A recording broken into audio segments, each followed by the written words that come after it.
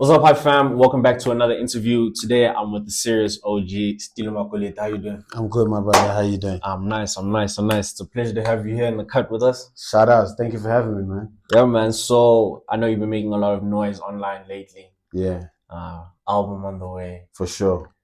Let's start at the very beginning of it. The cover art, you got a different hairstyle on there. You got different type of braiding going on. Yeah, Quite that cover gone viral, like yeah, crazy you're, viral. you're in crazy viral. Yeah. So what does the cover represent? The cover represents so basically, the planning around the cover is like embodying, like bringing different worlds together because the album's called Stilo. So Stilo is a play around me paving my own way to get to where I've been, and also me orbiting like the Milky Way. Do you get what I'm saying? So the and also there's a couple of symbolisms in it, like, so I'm wearing like basketball jerseys, which represents the game, and then the amount of like gold caps that you see on my head is kind of like an oath to an oath to like how long I've been in the music space. So it kind of every year marks as a ring. Okay, do you get what I'm saying? So that's kind of what the thinking around the cover is, and it's so crazy to see so many people interpret it in their own way and come up with their own understandings of what certain things mean, or even just find a playful way to just interpret the cover, Yeah. What do you think has been the most interesting interpretation that you've seen thus far? That the caps on my head are roaches. Yeah, because the craziest thing is like the cover's got like, it's like 15 million and counting views. Crazy. That's like I've never had anything go that viral. Like I've had a lot of things go crazy, but nothing like that.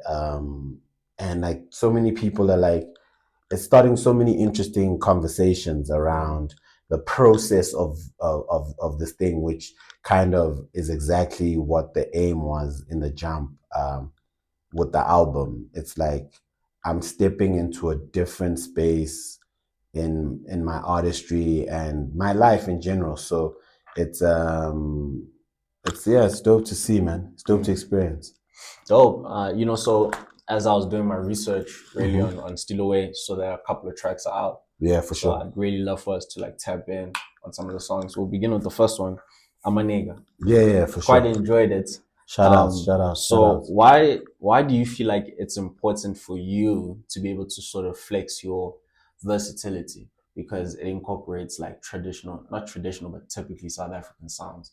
On the chorus, you're talking about she likes piano, but she likes grooves, I think for me, I think it's important to kind of show versatility, because the versatility is in my personality. Do you get what I'm saying? Like in the thick of like hip hop in South Africa, I've always regarded myself as an urban artist because I'd always be rapping on different types of genres, right? But because everything has narrowed down into like one funnel where everybody has to be in their lane or category, it's hard to be an urban artist because people think you are lane switching for relevance as opposed to just that's your style, right? And for me, I'm a style bender. Like some of my biggest songs are hip hop, and some of them are like different genres which I'm rapping on. So I'm a Nigga for me was a play on that, a play on growing up in Joburg, a play on the crossover in Illisins just in South Africa, because you get like, because that song plays around the fact that you can get a girl from the burbs who parties in the hood, but she's dating a nigga, you know what I mean, a guy who's into hip hop. So it's a play on all these different things, but sometimes people don't want to, not even necessarily want to think about it as much, but it's just take what you understand from it, or what mirrors your life from it. That's kind of the idea. Yeah, definitely. And I really resonate with what you're saying about like different LSMs, because it really is like that. In South Africa, you all come together from wherever we're from. 100%. To hustle. you 100%, know. So 100%. that's dope. But something I picked up in your writing, and I want to ask, are you someone that typically writes from like a place of creative license, or is it always kind of rooted in experiences? Like I used to like the genesis of my writing used to write from narrative perspective. So Mm. third, I'd write from third person, talking about my life or talking about my experiences from third person or fourth person or second person. And then the maturer I got in my writing and more comfortable I got in my personal stories, because a lot of it was suppression suppression in expression, as opposed to um, like expressing from firsthand and being vulnerable. Do you know what I'm saying? Mm. So now I'm at a place where I feel like for the first time I'm naked on stage. Mm-hmm. Before I could hide behind the charisma, behind the clothes, behind, do you know what I mean? The swag, the slang, all the other things. And for the first time, it feels like now I'm writing from a perspective where what you hear me say, you know it's me, as opposed to me Mm-hmm. speaking about it as if it's not me. Okay. Yeah. Dope. How would you describe that? Would it be, is that exciting or is that scary for you? Liberating. Yeah. Liberating is the word, because I feel like a huge weight off my shoulders has been taken off. Like I don't have to, I feel like I don't have to hide from myself. You know what I mean? Before it was like, I felt like I have Stilo as a career, but then I can still be Michael and deal with Michael's issues or problems without merging those two worlds. Mm-hmm. So hence, like the characters like Mr. Party and when you see Day Off, those energies Yeah. Yeah. is like we're two separate worlds from Stilo and Michael. Like Michael partially like spends a lot of time at the crib playing PlayStation, or spends Mm-hmm. time with family, or likes to travel with friends. And but Stilo was out at the club, always partying. Mm-hmm. You know what I mean? On the road, the shows, da da da da da. You Mm-hmm. know.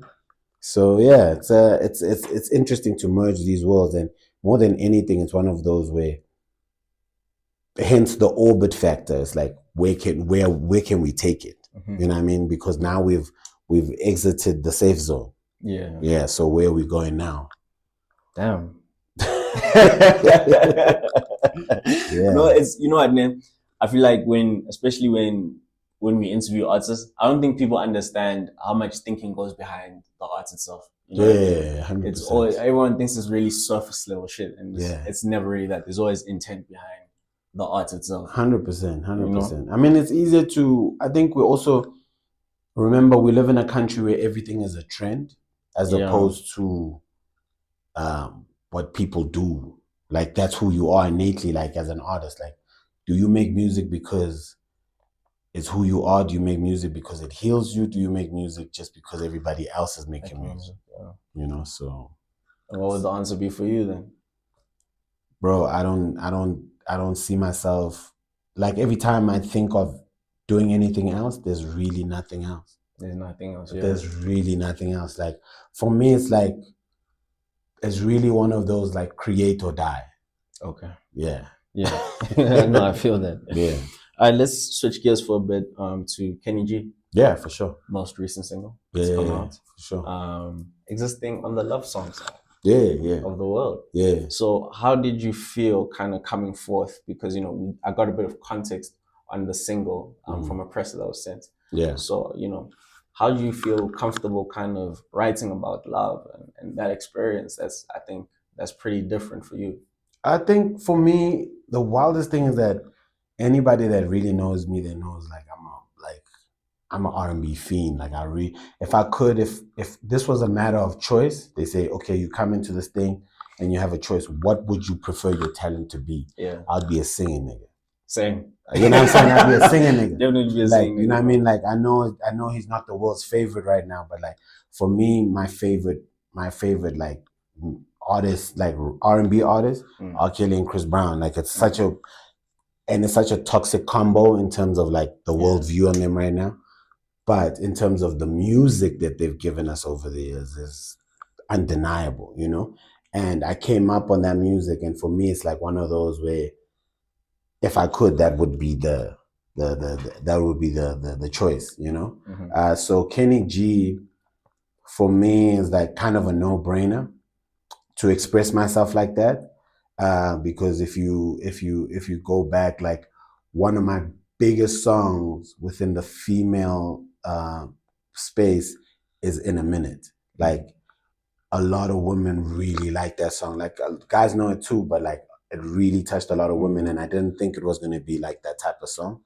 So it's always interesting when I create love songs like that, because my character or my appearance is always kind of connected to a much more harder aesthetic versus a softer aesthetic, you know. Fair. Yeah. Very So yeah, Kenny G was a special one.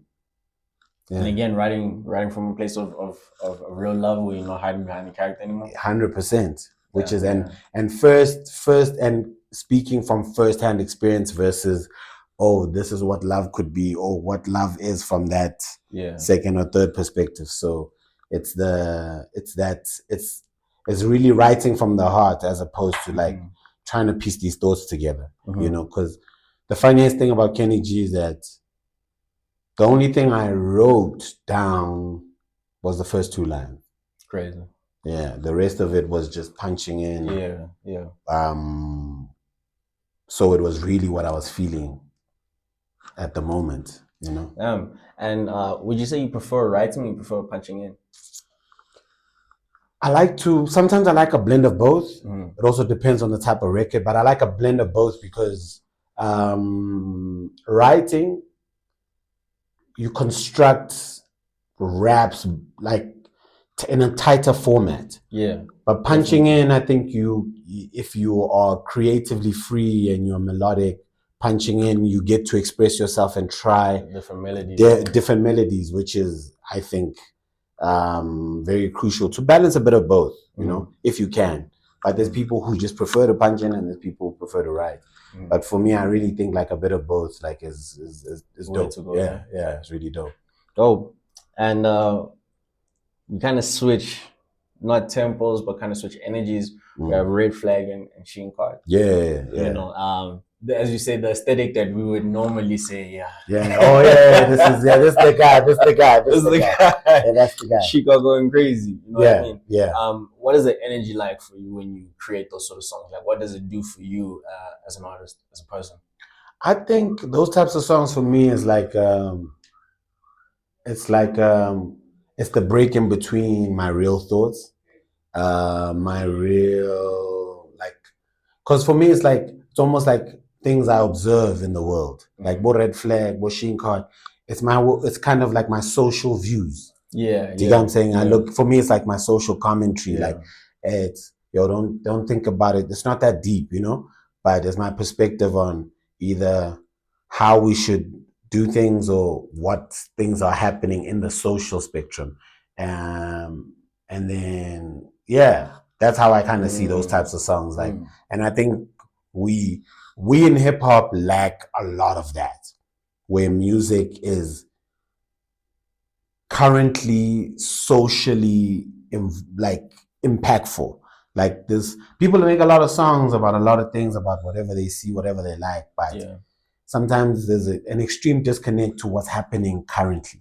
Do you know what I mean? There's a lot of rappers making so many incredible songs, but it has nothing to do with anything. True. You know, niggas be creating for the sake of it sometimes. Exactly, most of the time. And that's why we stuck with rappers that are on trend, and less rappers that are intentful. Yes, exactly. You know what I'm saying? Sheen Card is an intent. Like, whether you hate the song or not, your girl loves it. As you say. Yeah. As you say in the track. Yeah, whether you think it was great. For me, Sheen Card is definitely one of the best hip hop songs that dropped last year. Purely based on the fact that it's a good song, like from production to the raps, and secondly, the staying power of the song in terms of just like existing. Yeah. Because if you ask someone today, like, yo man, do you know the song called Sheen Card? If they don't know the song, they definitely know the trend. One of the two for So sure. some Yeah, it all yeah, pours into each other. But yeah. imagine how many songs have dropped since then or around that time that Mm, have just fell into the well of forgotten songs again. yeah, yeah. Mm. Damn. And like now that I kind of you gave me the perspective of its social commentary. I Yeah, wanted to ask in particular to Red Flag. I think like this generation, it's a thing to identify yeah, very much. Yeah, 100%, we can all call 100%. it out. Yeah, But actually following through and avoiding the yeah, red flag yeah, is a totally different chat that doesn't happen too often. Why do you 100%. think that is? I mean, I say this, I say this all the time. It's one of those where when something is wrong, when you say stay away, when you tell a kid don't touch that, they Mm. go towards that. Mm-hmm. It's the same thing with red flags. Like, bro, that girl's not good for you, bro. Then chances are you You're just like, like, Ish, I damn, it's want to see. bad. Like, let me just. Yeah. I won't go too hard. Now you're in too deep. Now you can't get out. Now it's that type of thing, and I think that's what people, and that's why the color red is so attractive. Mm. Because why would they make the red? Why would they make the flag red if it wasn't an attractive color? There's something about red that's just so attractive and enticing. Like that saying about that girl in the red dress. Yeah, It's yeah, that yeah. same exact same language. So um I think people just like a little bit of danger because life can get boring. True. That's why people drink, some people smoke, some people do drugs. You know what I Mm-hmm. mean? Mm-hmm. To each his own their own Own vice, vice, yeah. but yeah, Kind that's of to escape the mundane in a sort of a 100%. way. Like, I mean, if we're being honest, dog, like, I think in the past 5 years, I don't think people have said the words mental health as much as they have in their whole entire lives. That's true, Think dog. about your life before Yeah, 2020. before 2020. Mental Yeah, health was a term you read, yeah. not a term you said. It Ish. wasn't a part of your vocab. Even get diagnosed after COVID and shit. Exactly. It'd be Now like, yo, everybody's getting diagnosed. Everybody's got mild depression, depression or some shit, man. mild. Every second person bipolar. And you're like, where was this before? It's like, no, it was happening. That's why I was. And you're like, okay. That's how it is. I bet. I bet. So in terms of Stilo, For sure. if you can give us maybe just a little piece of like what we can expect, whether it's storytelling or sound, what kind of direction can we expect from Stilo? I think the biggest thing that you can take from Stilo is that you get a deep dive into where I'm from as an artist, where I'm from as a man, where I'm at and where I'm going. Mm. The album, the sound of the album is literally a smiley face, which is an interesting thing because Mm-hmm. it goes through valleys and peaks of my life and experiences and all these different things, right?